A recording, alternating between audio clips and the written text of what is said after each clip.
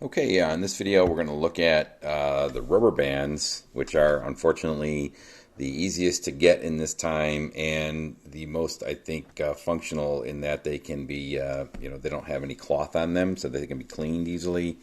And again, they're relatively cheap, so you can source these pretty much anywhere. The rubber bands I'm using, I tried to find a little bit better brand, but they are size 64, 3.5 inch by a 1/4 inch. And but any brand will work, or something else you may have. If you choose to undo what you found on this mask when you received it, feel free to use any method you like, of course. But in the case of these masks, the way they've been going out of here is using the rubber bands as I described. These are number 64, and so the easiest way to get this started, actually, what I found was, given the clips that we're using or the fasteners on the mask itself, is I just got a little paper clip here and kind of bent it so that it would fit in here. Get the rubber band on that paper clip, then that will easily let you pull it through.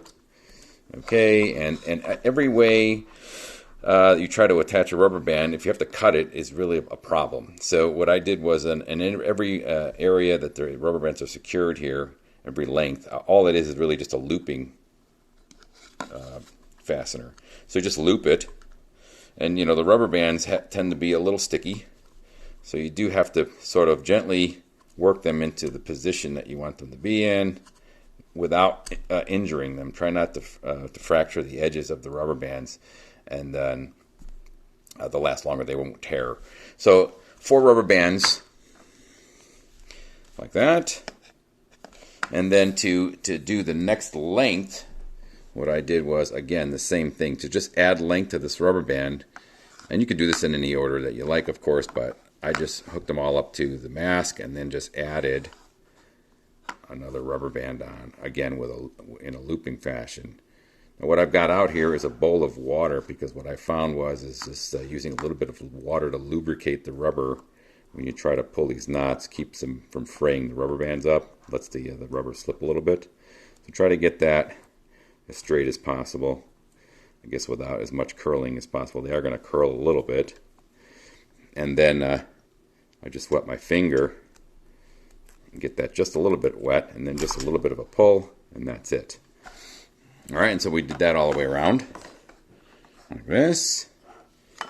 So now you've got your 4 pieces here, and the final attachment was, again, a looped rubber band. And when you see the final product here, you might think that it's just tied in a knot, but it isn't tied in a knot. It's actually a 5th rubber band on the back here, again, using the same method that I used earlier, which was looping this through like that.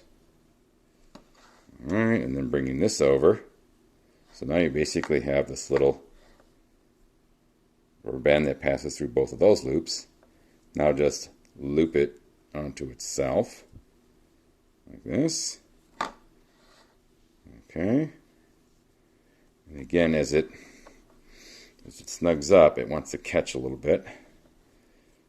So trying to keep this in at least a shape that seems to be reasonable to where you want to be pulling it over. And then again, I use just a little bit of water to lubricate the knot. All right, and then I try not to pull these too tight, especially as I send them out. And that's just because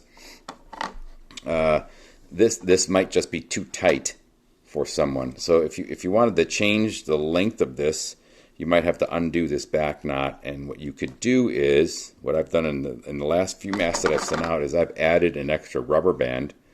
And this is really from the case that I tested my own product, and I wore it for a while, and it tended to give me a little bit of a headache just because of the tension of the rubber band. So the bottom one was fine for me. This would go around your neck, of course. But the top one seemed to be a little bit tight. The way I'm sending them out is the same front and back, or top and bottom. So if you were to undo this knot and then just add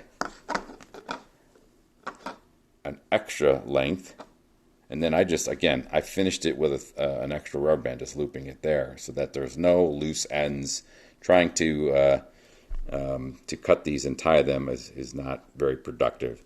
So, you can add rubber bands on there, and sometimes you go to take these apart, they do fray. So, whatever rubber band you have around the house or some other material, that's up to you. But hopefully that gives you some information on how I put these rubber bands together, and if you try to disassemble or replace them, that is how I did it.